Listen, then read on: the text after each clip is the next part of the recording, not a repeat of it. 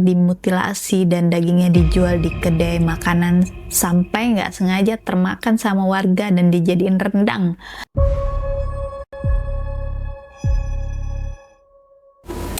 Hai Momen, thank you ya udah klik video ini. Oke, sekarang aku mau ajak kalian bahas satu kasus yang menurut aku benar-benar gila dan sakit banget. Ini adalah salah satu kasus kriminal paling mengerikan yang pernah terjadi di Riau, Indonesia. Menurut kalian apa? Ayo. Bayangin deh, ada seorang calon dukun yang terobsesi pengen dapetin kesaktian ilmu kebal, tapi syarat buat dapetin ilmu itu benar-benar iblis banget. Iblis aja sampai sungkem. Gimana itu ya? Ia harus mengumpulkan 7 alat kelamin bocah laki-laki, dan yang bikin bulu kuduk merinding bukan cuma dibunuh, salah satu korbannya bahkan berakhir dimutilasi dan dagingnya dijual di kedai makanan sampai nggak sengaja termakan sama warga dan dijadiin rendang. Bayangin deh, cukup aja lah kita makan lengkuas saja ya di rendang, jangan makan daging manusia teman-teman. Gila banget gak sih? Kasus ini tuh saking ngerinya pas sidang di pengadilan, Pak Hakim yang ngebacain kronologinya aja sampai gak sanggup nahan nangis mamen. Apalagi orang tua yang kehilangan anaknya, sedih banget ya. Oke lah, kayak gimana kronologi lengkap dari kejadian ini? Langsung aja kita bahas. Tapi kayak biasa ya, ritual kita dulu nih, siapin minuman dan cemilan kalian, terus ambil posisi duduk dan rebahan, atau yang paling nyaman aja deh. Kalau udah santuy, yuk mari kita bahas. Semua kegilaan ini bermula dari seorang pemuda bernama Muhammad Delvi.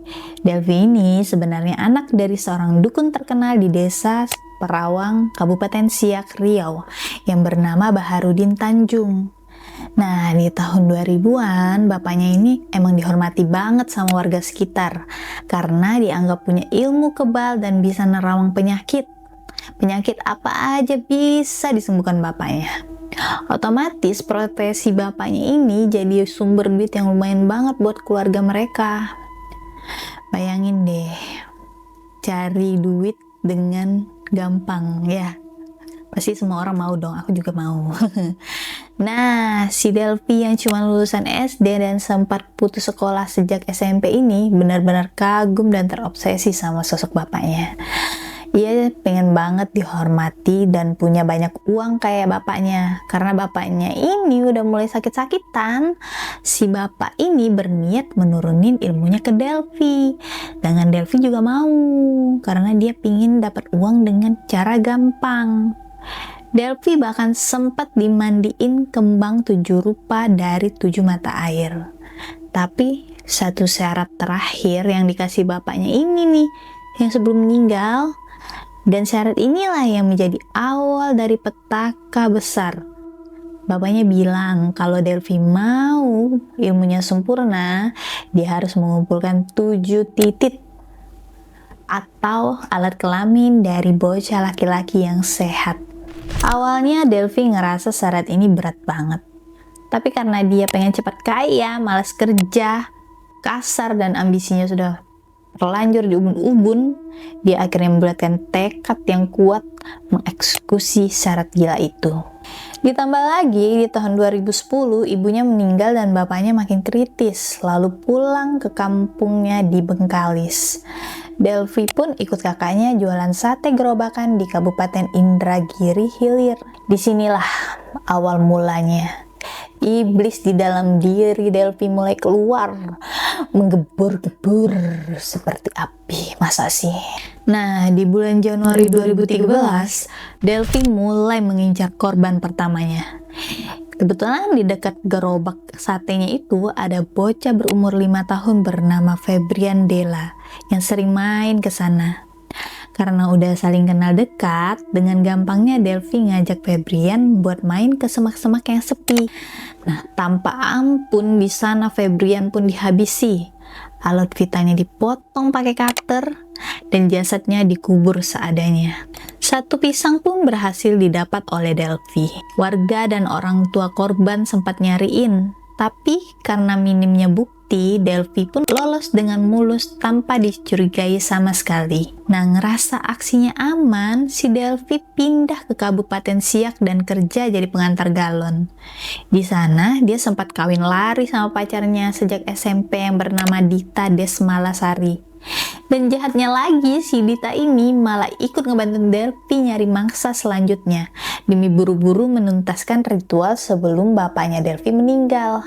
Aduh, inilah ya teman-teman, cari pasangan itu harus yang benar. Tapi mungkin ini pasangan adalah cerminan dirinya sendiri kali ya.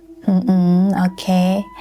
Aku sebutin ya rentetan korban mereka yang benar-benar tragis ini.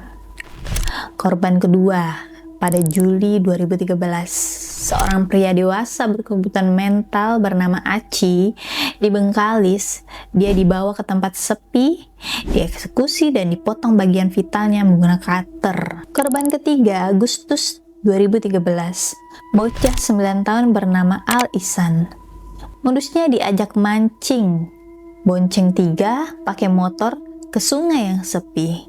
Di sana nyawa Ihsan dihabisi dengan cara yang sama. Korban keempat, di Agustus 2013 juga, bocah 10 tahun bernama Randy Hidayat di Siak. Randy ini murid SD di dekat rumah kakak Delphi sendiri. Delphi dan Dita ngajak Randy jalan-jalan, bahkan di tengah jalan mereka sempat mampir ke warung buat beli cutter dan kresek hitam di depan mata korbannya yang masih polos. Randy pun dieksekusi di dekat makam desa yang sepi. Setelah korban keempat, Delphi sempat dapat kabar dari bapaknya kalau bapaknya sudah tiada. Tapi bukannya tobat, dia malah makin gila karena percaya ilmunya tetap bisa diturunkan asal genap 7 korban. Nah, korban kelima di Maret 2014, bocah 9 tahun bernama Muhammad Akbar di Bengkalis. Modusnya masih sama, diajak jalan-jalan, bonceng 3 ke dalam hutan, lalu dieksekusi lagi. Setelah korban kelima ini, Delphi dan Dita pun cerai karena Dita ternyata sering dipukuli sama si Delphi itu, dan dia pun ngaku terpaksa ikut karena diancam, padahal sama-sama gila rupanya. Delphi pun balik ke Siak dan nyari partner yang baru. Dia pun ketemu sama pemuda bernama Syufan. Karena Syufan lagi bokeh, Delphi ngejanjin upah 500.000 per alat vital korban. Nah, sampailah mereka ke korban yang ke-6 di Juni 2014. Bocah 8 tahun bernama Marjevan Gea. Modus mereka pun masih sama, ngajak Marjevan beli kerupuk naik motor. Di warung itu, Delphi juga beli cutter dan kresek baru. Marjevan pun dihabisi di dalam hutan yang sepi. Rendang manusia paling biadab. Bayangin. Nah, mamen, disinilah puncak kegilaan yang bikin kalian semua bakalan muter otak dan merinding disco. Setelah ngebunuh korban ke-6, ternyata Delphi nggak punya duit buat bayar Syufan sebesar 500.000. Akhirnya otak kriminal mereka bikin rencana yang jauh lebih iblis. Gimana nih kalau korban selanjutnya kita kulitin, jeroan dan dagingnya kita jual buat bayar upah lo? Dan gila-gilanya Syufan juga setuju. Gila, parah banget nih mereka.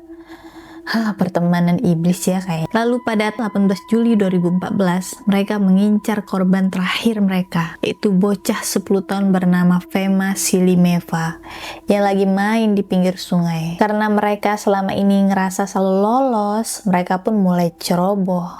Mereka bawa Fema bonceng 3 lewat jalanan di desa, mampir beli cutter, lalu mengeksekusi Fema di sungai yang sepi. Nah, kali ini si Fema gak cuma dipotong alat vitalnya, Fema juga dimutilasi. Daging dan jeroannya dipisahkan, lalu dimasukkan ke dalam 7 kantong kresek hitam. Di jalan pulang, 6 kresek hitam berisi daging mutilasi itu mereka jual ke kedai-kedai tuak dan rumah makan di pinggir jalan dengan alasan itu adalah daging murah. Karena harganya murah, nggak sampai 200.000 untuk semua kresek, Daging itu pun laku keras, mamen. Nah, nanti pas kasus ini kebongkar, pemilik kedai bernama Bu Rawawati dan salah satu pemilik kedai tua bikin pengakuan yang bikin syok. Bu Rawawati beli 3 kresek yang ternyata isinya jeroan semua, lalu dimasak dan dihidangkan ke keluarganya. My God, parah banget. Sementara kedai satunya mengolah daging itu jadi rendang. Pas diinterogasi, mereka ngaku nggak curiga sama sekali. Cuman sempat ngerasa aneh, kok daging sapi ini teksturnya empuk banget pas diolah. Begitu polisi ngasih tahu kalau itu daging bocah yang hilang, sekeluarga pemilik kedai langsung kaget luar biasa, sampai muntah-muntah di tempat. Gila, aku yang cerita aja sampai merinding banget. Parah banget nih orang-orang nih. Sepandai-pandainya tupai melompat pasti bakal jatuh juga, mamen. Akhirnya ya, di tanggal 20 Juli 2014, desa benar-benar geger karena kasus anak hilang udah berulang kali terjadi, tapi masih belum bisa ditemukan pelaku utamanya. Polisi pun bergerak cepat. Beruntung banget ada saksi warga yang sempat ngelihat Delvi dan Sufan membonceng anak kecil. Ditambah kesaksian teman Fema bernama Daud yang ngelihat Fema dibawa pergi oleh 2 laki-laki di pinggir sungai. Cuman butuh waktu 4 hari aja setelah pembunuhan terakhir. Pada 22 Juli 2014, Delvi dan Sufan langsung diciduk polisi di rumahnya masing-masing. Pas diinterogasi secara terpisah, sandiwara mereka pun pecah. Gestur tubuh mereka mencurigakan dan omongan mereka gak sinkron. Akhirnya mereka ngaku dan nunjukin tempat pembuangan mayatnya Fema, dan orang tua korban berkumpul di lokasi pencarian. Dan hati mereka hancur lebur pas nyari anak-anak mereka yang ternyata tinggal tulang belulang di dalam hutan. Apalagi orang tua Fema yang tahu kalau sebagian tubuh anaknya berakhir jadi makanan di kedai warga. Kasus ini benar-benar bikin gempar Indonesia waktu itu. Saking sadis, keji, dan dinginnya cara pelaku menghabisi nyawa bocah-bocah nggak berdosa ini, akhirnya hakim menjatuhkan vonis paling maksimal dan setimpal, yaitu hukuman mati untuk ketiga pelaku utama, yaitu Muhammad Delvi, Sufan, dan sang mantan istri Dita Desmalasari. Gimana nih menurut kalian? Gila ya, benar-benar iblis berwujud manusia. Cuman demi mitos kesaktian ilmu hitam dan keserakahan pengen cepat kaya, mereka tega mengorbankan nyawa anak-anak kecil yang masa depannya masih panjang dengan cara yang tidak beradab itu. Semoga kejadian kayak gini nggak akan pernah ada lagi di sekitar kita, dan kita harus makin waspada buat jagain adik atau anak-anak kecil di lingkungan kita dari orang asing ya. Lebih peka. Nah, kalau menurut pendapat kalian sendiri, gimana nih tentang vonis hukuman mati buat para pelaku? Apakah sudah benar-benar adil buat menebus nyawa 7 korban polos itu? Walaupun hukuman mereka nggak bisa membalikin ya anak-anak itu, tapi bisa mengobati luka orang tua mereka lah ya. Coba kalian tulis pendapat kalian di kolom komentar di bawah ini ya. Nah, jangan lupa like, share video ini ke teman-teman atau grup WhatsApp kalian biar pada makin waspada. Dan jangan lupa subscribe biar kita bisa ketemu lagi di pembahasan kasus-kasus kriminal yang gak kalah mencengangkan berikutnya. Liska Miranda pamit dulu ya. Sampai ketemu di video selanjutnya, mamen. Bye-bye.